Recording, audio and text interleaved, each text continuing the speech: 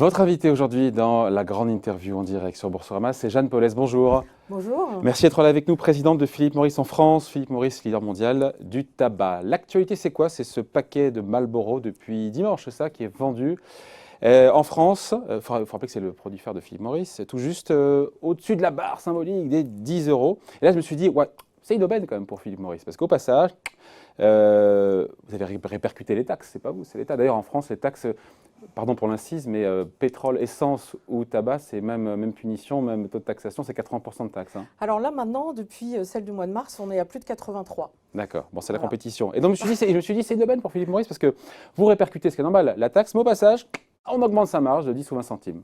La vie est belle. Eh bien non, nous n'augmentons pas nos marges de 10 ou 20 centimes. Parce que... C'est ce que j'ai lu dans la presse. Oui, mais voilà, Alors, c'est faux. parfois, Les journalistes peuvent se tromper. tout n'est pas forcément vrai. En fait, la hausse de la taxe du mois de mars, ça représente 70 centimes d'augmentation de prix pour les produits les plus chers et 60 centimes pour les produits les moins chers. Donc nous avons répercuté les 70 centimes sur les prix de notre marque la plus vendue. Donc vous n'en avez pas profité pour gonfler vos marges? Non, nous avons juste répercuté la taxe. Ouais. Et les clients suivent, enfin pas les clients suivent, mais non, parce que ce qui est intéressant, c'est que retrouvons un peu sur cette histoire de taxes. Apparemment, depuis 2017, le gouvernement, donc il y a eu toute une série de hausses de taxes. Et résultat, en France, on voit des ventes de cigarettes qui ont quand même pas mal baissé. J'ai les chiffres à 9% en 2018, 7% en 2019. C'est-à-dire que le tabagisme se réduit en France. D'un point de vue sanitaire, vous vous en réjouissez? Alors, les marchés, le volume de vente officielle baisse parce que, effectivement, il y a plusieurs raisons à ça. D'abord, il ne faut pas sous-estimer, bien évidemment, il y a des gens qui arrêtent de fumer complètement et qui sortent de tout produit de la nicotine. Mais il ne faut pas négliger non plus les ventes transfrontalières, parce qu'aujourd'hui, il faut savoir que vous avez plus de 16 milliards d'unités de cigarettes qui sont consommées en France, qui viennent de l'étranger. Ça veut dire qu'on dit, oui, la petite gouvernement, ça fonctionne, il y a moins de gens qui fument, mais en fait, il faudrait prendre en compte les achats des transfrontaliers. Il faut prendre aussi ces achats-là. Donc, encore une fois, une cigarette sur 4 sort du réseau légal du marché français. Et, chose importante aussi, c'est que les gens qui achètent les cigarettes à l'étranger ne sont pas sous couvert de la même réglementation. À l'étranger, vous n'avez pas le paquet générique, vous n'avez pas les messages sanitaires en français. Donc là aussi, il y a cette problématique. Et il y a un troisième élément qui est quand même très important et qui est un phénomène assez nouveau, c'est que les gens aussi s'orientent sur d'autres produits qui sont des alternatives et qui sont des produits et ça, c'est l'avenir. réduite. Ça, c'est l'avenir de Philip Morris. On va en parler. Part de marché en France de Philip Morris, c'est 40%. C'est un des pays où vous êtes les plus puissants? Presque 45%. C'est l'un des pays où vous êtes les plus puissants? On a une part de marché qui est quand même exceptionnelle. Et exceptionnelle parce que la France, pardon, mais c'est un nightmare, c'est un cauchemar pour le cigarettier. Non, mais ça vous fait sourire, mais entre les taxes, le paquet neutre et tout, non? Alors, je ne sais pas si j'utiliserai le mot nightmare, et c'est tout le paradoxe d'ailleurs de la France, c'est un marché extrêmement réglementé, une des réglementations les plus strictes qui existent dans le monde. C'est un marché avec les prix du tabac les plus élevés, et un des plus élevés en Europe et dans le monde. Mais par ailleurs, c'est un pays qui a la prévalence tabagique, une des plus élevées. On est au-dessus des 25% des adultes en France qui fument. Donc c'est là où on voit bien qu'à un moment donné, la mise en place de réglementation ne peut pas être une réponse à faire en sorte que tous les fumeurs arrêtent de fumer. Il faut avoir une approche un petit peu différente. Et proposer des alternatives. Et pouvoir commencer à ouvrir le débat sur les alternatives, comme certains pays voisins l'ont fait déjà. Il faut le dire, je ne sais pas si c'est officiel, mais Jeanne Paulès, vous êtes une ancienne fumeuse. Et là, je me dis, une ancienne fumeuse à la tête de Philip Morris France, quand même, ça manque pas de sel. Hein. La question, c'est pourquoi vous avez arrêté de fumer? Parce que tu as battu, tout simplement. Hein, parce qu'à un moment donné, j'ai eu la chance de pouvoir, vous savez, chacun est différent vis-à-vis des addictions, et j'ai eu la chance de pouvoir arrêter de fumer. Et j'ai arrêté de fumer il y a plus de 20 ans. Voilà, et je n'ai pas repris depuis. Bon, et vous pourriez regarder la caméra qui est juste en face de vous et dire oui, la cigarette est un produit dangereux, oui, la cigarette tue, c'est nocif. Je veux bien le dire, mais je pense qu'aujourd'hui, tout le monde le sait. C'est écrit sur les paquets, il y a beaucoup de communication dessus. Mais c'est ça qui est intéressant, c'est que tout le monde sait que la cigarette est nocive. Mais les gens n'arrêtent pas. Mais les gens continuent. Donc, qu'est-ce qu'on fait pour ces gens qui continuent? Parce que, dans le monde, il y a quand même une baisse des ventes dans le monde. Hein. J'ai vu les chiffres entre 2 et 3%. Oui, là, c'est ça, aux alentours de 2%, qui est une tendance. Mais il y a un chiffre important, en plus que de parler des volumes vendus, c'est que même l'Organisation mondiale de la santé le dit, en 2025, vous aurez encore plus d'1 milliard de fumeurs dans le monde. C'est pas, voilà, ça reste quand même très conséquent. Et du coup… Mais en même temps, c'est quand même mieux pour vos affaires. Hein.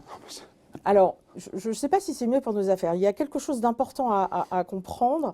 C'est pour ça que l'entreprise s'est lancée vraiment dans une transformation profonde. Parce que, Et elle se résume, je vous coupe, pardon, je vous coupe, oui, mais elle se résume à cette phrase que s'époumonne à dire votre président monde, dont le nom m'échappe. André Calantzopoulos. Voilà, président monde de Philippe Morris. Nous essayons de construire un monde sans fumée. Et là, je me dis, en Qu'est-ce que ça veut France, dire? on a une personne qui a arrêté de fumer, qui est à la tête de Philippe Morris. On a le grand boss monde qui dit, qui prône la fin de la cigarette, quoi, au final. Oui, tout Là, à on se dit, fait. c'est surprenant. C'est un monde où Philippe Morris n'a plus de raison d'être. Alors, je pense que ce qu'il faut intégrer dans cette analyse, c'est que les choix stratégiques qui ont été faits par l'entreprise il y a quelques années, qui est d'investir massivement. En 12 ans, on a investi plus de 7 milliards de dollars en recherche et développement. On a recruté des experts, on a recruté des scientifiques et on a voulu vraiment travailler pour comment apporter une solution à la problématique de la cigarette. Et cet investissement, aujourd'hui, porte ses fruits, puisqu'on a lancé des alternatives dans plus de 50 pays dans le monde, et qu'on voit aujourd'hui la part de ces alternatives dans nos revenus. Par exemple, aujourd'hui, 20% du 20%. chiffre d'affaires mondial Ouais, j'ai est vu ça. dû au tabac à chauffer. Donc, Ouais. voilà. Mais donc, en gros, vous avez été un peu contraint de vous réinventer chez Philippe Morris parce que les mesures anti-tabac sont de plus en plus contraignantes au travers le monde, parce qu'il faut préparer l'après, et parce que je lisais un article, on disait oui, vous voulez pas être le Kodak qui a loupé une rupture technologique? Moi, je suis très fière que l'entreprise, à un moment donné, malgré des résultats qui sont très bons, évidemment, on parle de baisse Comment on de fait? volume, mais Ouais, on comment a on des fait? résultats très bons, mais justement, Parce que vous augmentez vos prix. mais parce Parce qu'on que c'est augmente nos mathématique, là. prix. Le chiffre d'affaires, c'est prix fois quantité. Mais ce qui est intéressant, et je trouve que c'est très ambitieux, et aujourd'hui on voit déjà les résultats, c'est qu'à un moment donné, l'entreprise ne s'est pas satisfaite de son business d'aujourd'hui, ou à très court terme, s'est dit non, on commercialise un produit, on est responsable de ça, on commercialise un produit qui est dangereux. Et qui décline, et puis qui décline aussi tendanciellement. Qui décline, mais encore une fois, en 2025, vous aurez toujours plus d'1 milliard de fumeurs Ouais. dans le monde. C'est Ouais. pas, on ne parle pas de la fin, là. C'est une tendance à la baisse, mais qui reste quand même conséquente. Et donc, on s'est dit, on a les moyens d'investir et on se doit d'investir pour développer des produits à risque réduit. Et c'est exactement les choix stratégiques qui ont été faits à l'époque, et on en voit aujourd'hui les résultats. Chez Philippe Morris, ça s'appelle IQOS. On a les images. Hein. IQOS, c'est I Quit Ordinary Smoke. Voilà. C'est un appareil électronique, alors je ne suis pas un expert, mais qui chauffe le tabac sans le brûler. Et parce qu'on le chauffe et qu'on ne le brûle pas, eh ben, c'est moins nocif. Et là, je me dis, bon, c'est ce que vous dites, on a envie de vous croire, mais est-ce que c'est prouvé scientifiquement? Dites-moi que c'est moins dangereux. Parce Alors, que, selon l'OMS, aucune étude scientifique n'a prouvé que le tabac chauffé était moins nocif. Vous leur répondez quoi? Ce sont des gens sérieux, l'OMS. Alors, bien sûr, ce sont des gens sérieux. Alors, ce que je veux dire déjà pour bien comprendre, parce que ça paraît simple comme innovation de dire, bah, au lieu de brûler, on chauffe. Mais il faut savoir qu'aujourd'hui, la problématique de la cigarette, elle vient de la combustion. C'est parce que vous brûlez le tabac que vous absorbez des milliers de produits chimiques. Donc, tout l'investissement a été de dire, au lieu de brûler le tabac, est-ce qu'en le chauffant, on peut quand même extraire la nicotine, puisque la nicotine est contenue naturellement dans le tabac. Donc on chauffe le tabac, et À pour quelle le température? consommateur, donc on est dans les 200-250 degrés maximum, Au lieu donc, de... au lieu du 800 qui est quand on brûle une cigarette. Donc comment fait-on pour aller sur ce principe-là? D'ailleurs, les cigarettes électroniques qui sont sur le même concept, sauf que c'est de la nicotine liquide, ça chauffe la nicotine et vous avez de l'aérosol. Alors, je voudrais quand même On parle du préciser... vapotage et de l'e-cigarette, là, qu'on comprenne Oui, bien. mais en fait, la cigarette électronique, c'est un moyen pour chauffer de la nicotine liquide Ouais. et donc avoir l'aérosol qui porte Ouais. la nicotine. Et le tabac à chauffer est sur le même principe. On chauffe le tabac parce que la nicotine, elle est contenue naturellement dans la plante de tabac. Mais on est bien sur une aérosol. Je voudrais juste préciser quelque chose qui est important. Ouais. On parle bien là d'alternatives qui s'adressent aux gens qui fument. Parce que ce ne Vous ne sont cherchez pas à capter des nouveaux clients, vous Mais parce cherchez que- à les faire basculer ceux qui fument, c'est Oui, parce que ce ne sont pas des produits à zéro risque. Ça contient de la nicotine. La nicotine est addictive. Et encore une fois, ce ne sont pas des produits sans risque. Sauf que ce sont des produits beaucoup moins risqués que de continuer de fumer une cigarette. Donc ce ça? qu'on Ouais. dit... Et ça, c'est vous qui le dites, encore une fois. Comment savoir comment dire scientifiquement, il y a des gens indépendants qui ont dit oui, c'est prouvé, c'est 80, vous annoncez 80-90%. 95% en Moins moyenne, nocif. non, pas moins nocif. Il y Ah. a en moyenne 95% des composants toxiques qui sont réduits. Mais il en reste quand même. On ne dit pas que c'est un produit qui s'adresse à tout le monde. Mais encore une fois, il y a de plus en plus d'études indépendantes aujourd'hui. Il y a aussi quand même, nous par exemple, on a fait plus de 340 publications scientifiques qui sont revues par des pairs. Donc à un moment donné, il y a aussi un écosystème qui s'est mis en place autour de la science que nous, on a Même commencé si à l'OMS faire dit au qu'il n'y a début. rien de scientifique là-dedans. Mais je pense qu'aujourd'hui, on ne demande pas aux gens de nous croire. Aujourd'hui, ce qu'on demande, c'est que s'ouvre un débat, et surtout en France, parce que ce débat a lieu dans beaucoup de pays, mais pas en France. Donc ce qu'on demande, c'est que s'ouvre un débat autour de ces alternatives pour voir comment les aborder de la manière la plus responsable et surtout donner une chance aux fumeurs qui, malgré la réglementation, malgré les prix, va continuer de fumer. 12 millions de fumeurs en France. Oui, près, 11,5 millions. Leur donner la possibilité d'aller sur d'autres alternatives. Le mieux, bien évidemment, et ça, on ne va pas le contredire, c'est d'arrêter complètement. Mais à un moment donné... bien enregistrer ça, on peut faire un plan serré là sur Oui, vous pouvez faire un plan serré. Ce sont les positions de l'entreprise. Ouais. Parce que, encore une fois, on est très conscient, de la problématique de la cigarette. On a investi, quelle autre entreprise aurait pu investir plus de 7 milliards pour rechercher des produits à risque réduit? Et on voit bien que là, une politique de santé publique, pour jouer le coup d'après. Mais ça fait partie aussi de notre fierté que de dire nous amenons une solution aux fumeurs. Ouais. Et le vapotage, la cigarette électronique, vous y croyez ou pas du tout? Parce que pour le coup, on parle d'IQOS et des 7 milliards investis, mais aussi sur d'autres plateformes que juste le tabac à chauffer. On a 4 plateformes qui existent, 2 qui contiennent du tabac à chauffer, mais 2 qui sont aussi sur de la nicotinique. Faites de la diversification, c'est malin ça, de ne pas être monoproduit. C'est ça, en fait, dans le fond, la stratégie aussi. En fait, c'est toute stratégie d'entreprise, parce qu'une seule offre ne peut pas satisfaire 100% des consommateurs. Donc il faut bien, et d'ailleurs la France est un bel exemple. Donc il y a plus de 11 millions de fumeurs. Vous avez à peu près aujourd'hui une estimation 1 800 000 qui utilisent de la cigarette électronique, alors que l'ensemble des fumeurs sont au courant, et pourtant ils n'utilisent pas la cigarette électronique. On voit bien, parce qu'ils ont essayé, ça ne leur convient pas, parce qu'ils n'ont pas envie, parce que peu importe les raisons, mais c'est là où on voit bien la limite. Il faut offrir un portefeuille d'offres différentes pour qu'à un moment donné, chaque fumeur puisse basculer, soit arrêter complètement, soit sur les alternatives. Sur les 12 petits millions de fumeurs en France, combien ont basculé avec IQOS? C'est assez récent, IQOS, je sais pas si Oui, et puis on ne communique pas encore les chiffres en France, parce que la France, on a une problématique, c'est que la loi qui régit le tabac est obsolète, puisqu'à l'époque où elle a été faite, n'existait que des cigarettes. Et aujourd'hui, le tabac à chauffer est couvert par cette même loi. Donc, d'où l'appel à avoir une discussion sur comment doit-on réglementer ces produits, car ils doivent être réglementés, bien évidemment, mais qu'on puisse, à un moment donné, expliquer aux fumeurs de quoi on parle. Aujourd'hui, nous n'avons pas la possibilité de dire aux fumeurs, si vous continuez et vous voulez continuer de fumer, il existe d'autres produits qui sont meilleurs que de continuer de fumer. On ne peut pas. Donc, comment doit-on faire pour avoir une communication, une information auprès des consommateurs? Et je voudrais juste préciser quelque chose. Quand vous dites la vision de l'entreprise, c'est créer un monde sans fumée, donc sans cigarette, oui, vous avez raison. Mais en même temps, on est très conscient que ça, on ne pourra pas le faire seul. Et que ça ne sera possible que si les gouvernements établissent des réglementations qui incitent ce qui n'est pas le cas en France, pour ce qui n'est pas le cas en France, ce qui est le cas dans d'autres pays, mais ce qui n'est pas le cas en France. Lesquels? L'Angleterre. L'Angleterre est un exemple, les Royaumes-Unis sont un exemple excellent. Parce que si vous regardez dans les années 2000, on était à peu près sur les mêmes taux de prévalence tabagique. Et en quelques années, jusqu'à 2018, le Royaume-Uni a perdu 11 points de prévalence tabagique, alors que nous avons perdu... La prévalence tabagique, c'est le... C'est le ratio des fumeurs dans la population adulte. Vous l'avez dit tout à l'heure, en France, c'est 25%. Donc en France, on est à un peu plus de 25% sur les fumeurs réguliers, et on monte à 30% si on intègre 30%, si on intègre aussi les fumeurs irréguliers. Donc, et ils ont eu une baisse assez impressionnante.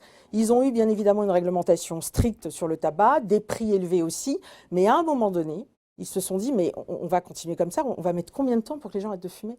Donc, ils ont pris le parti de rentrer un 3e pilier. Donc, en plus de la prévention et de la cessation, ils ont rentré un 3e pilier qui est d'inciter les fumeurs qui n'arrêtent pas complètement la nicotine, mais au moins de les inciter à passer sur ces alternatives.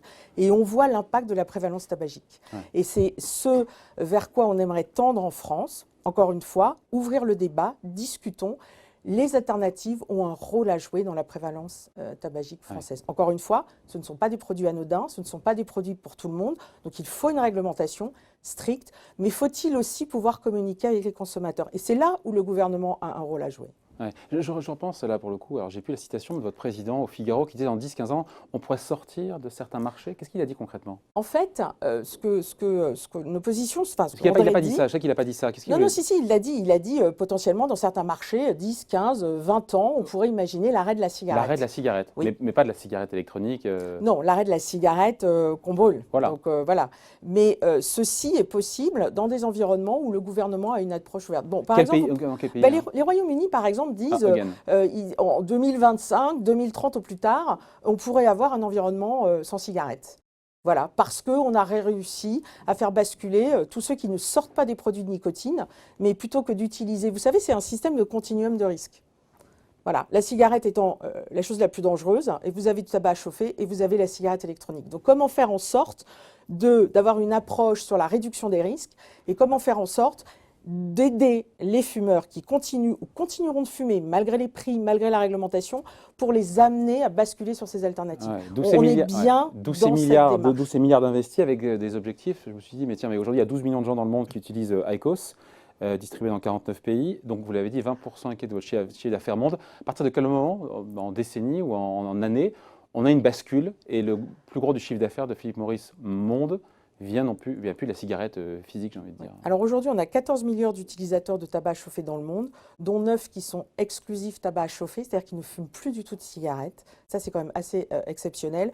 On est présent dans 52 pays et notre ambition en 2025, c'est d'avoir 40 millions d'utilisateurs de nos produits à risque réduit. Donc 3 fois Donc, voyez, plus en dans 2025. 5 ans.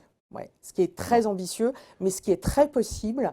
Mais encore une fois, ceci sera possible si tous les acteurs qui ont un rôle à jouer, les pouvoirs publics, les consommateurs aussi, parce que faut-il qu'ils acceptent d'aller sur des alternatives, et nous, les industriels, puisque nous avons investi massivement. Mais d'ailleurs, 7 milliards sur 10 ans, c'est énorme. Je ne sous-estime pas, mais pour énorme. aboutir IQOS, Mais comment non. ça? Non, mais d'accord, 7 milliards, mais c'est énorme. Mais sauf que ce qu'il faut comprendre, c'est que vous avez la technologie qui est visible, là, donc Ouais. effectivement.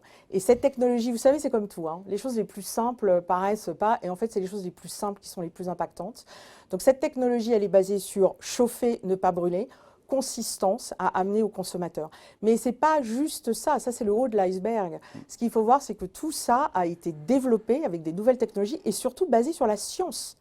On a énormément de recherches pour prouver qu'effectivement ce produit, encore une fois, ce n'est pas un risque zéro, mais est moins nocif qu'une cigarette. Donc le 7 milliards paraît démesuré, mais attention, aujourd'hui, on a des pratiques qui sont certes coûteuses, mais qui sont nécessaires pour nous assurer que ce produit, effectivement, s'inscrit bien dans des meilleures alternatives pour les fumeurs. Un monde sans fumée, mais avec IQOS, il y a comme une fumée, non? Non, c'est de la vapeur. Il y a Il une n'y a pas de vapeur. fumée. Ah. Ben, à partir du moment où vous ne brûlez pas, il n'y a pas de combustion, ben, il n'y a pas de fumée. Donc en fait, quand vous, au même titre qu'avec la cigarette électronique ou avec le tabac à chauffer, c'est de l'aérosol que vous inhalez. Ouais. Après, vous êtes les seuls d'ailleurs, il n'y a aucun acteur majeur de l'industrie qui prône ce monde sans fumée. C'est un discours qui est quand même assez...